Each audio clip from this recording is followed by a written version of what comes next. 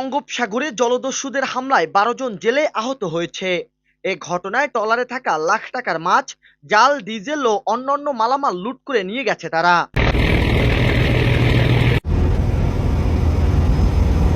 আজ বুধবার ভোরে কুয়াকাটা থেকে প্রায় ১২০ কিলোমিটার দক্ষিণ পূর্বে খাম্বাবয়া বাতি এলাকায় এই ঘটনা ঘটে। গুরুতর আহত আইয়ুব মাজিকে কলাপাড়া ৫০ শয্যা হাসপাতালে পাঠানো হয়েছে। অন্য জেলেরা প্রাথমিক চিকিৎসা নিয়ে বাড়ি ফিরে গেছেন।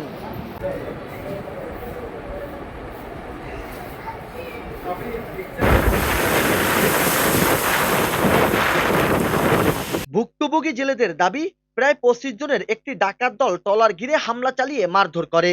পরে মাছ, জাল, জ্বালানি তেল, মোবাইল ফোন সহ মূল্যবান মালামাল লুট করে নেয়।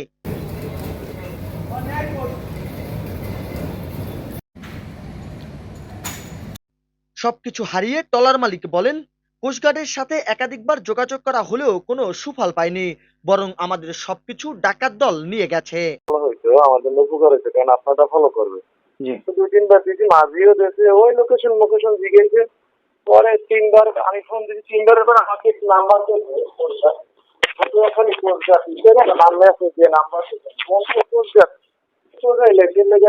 করলে পরে ওরা ওদের থেকে দূর নিয়ে এসে বলতে ওরা আপনাদের ২ ঘন্টা দেখছে। ওরা ওই যে গ্রাজুটি হয়েছিল আমাদের যে জেলেরা, ওরা দেখছে। এই জন্যই বেশি করে আবাদ করছিলাম আমি প্লাস ওরা, যে যদি পরিবারের বড় জাহাজ নিয়ে যাইতো, হ্যাঁ তো ওদেরকে যত সময় লাগবে না আর কি।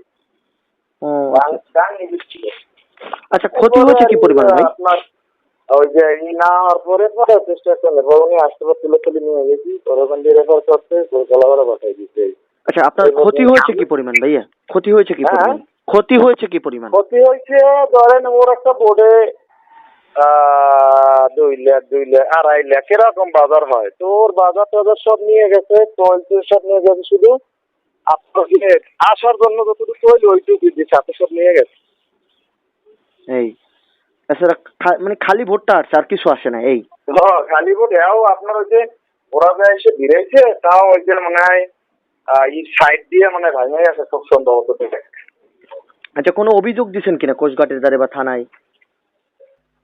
ওই অভিযোগ দেবো ভাই, পায়রা বন্দর নৌপুলিশ ফাঁড়ির ওসি নয়ন তালুকদার জানায়, ঘটনাটি তদন্ত করে দোষীদের আইনের আওতায় আনা হবে। এই হাসপাতালে এসে খোঁজখবর নিচ্ছে। আমরা রোগীকে দেখলাম এবং তার শারীরিক অবস্থার খোঁজখবর নিলাম এবং ডাক্তারদের সাথেও পরামর্শ করলাম। এবং ঘটনাটি আসলে গভীর সমুদ্রে লাস্ট বয়াই, যেখানে আসলে মোবাইলের নেটওয়ার্কও থাকে না, সেখান থেকে তারা আসলে ওইভাবে যোগাযোগও করতে পারে নাই কোনো বাহিনীর সাথেও বা কোনো আইনশৃঙ্খলা রক্ষাকারী বাহিনী এভাবে করতে পারে না। পুরো রাতে তারা যে বলা হলো যে ৩টায় শুরু এবং ৫টার দিকে শেষ। তাদের মাছ এবং জাল নিয়ে গেছে এবং কিছু তেল তারা নিয়ে গেছে। সকালে তারা এসে এখানে নিয়েছে। তারপর সার্বিক বিষয়গুলি আমরা আসলে ঘটনাটি বিষয়গুলি তদন্ত করছি, মূল ঘটনাটা কী এবং কোথায় আসলে আমরা এটা জানার চেষ্টা করতেছি। আমরা আপাতত তার শারীরিক অবস্থার কীভাবে উন্নত হয় এবং তার চিকিৎসার যে ট্রিটমেন্টটা সে বিষয়ে আপাতত আমরা জোর দিচ্ছি। নিউজ ডেস্ক, খবর কুয়াকাটা।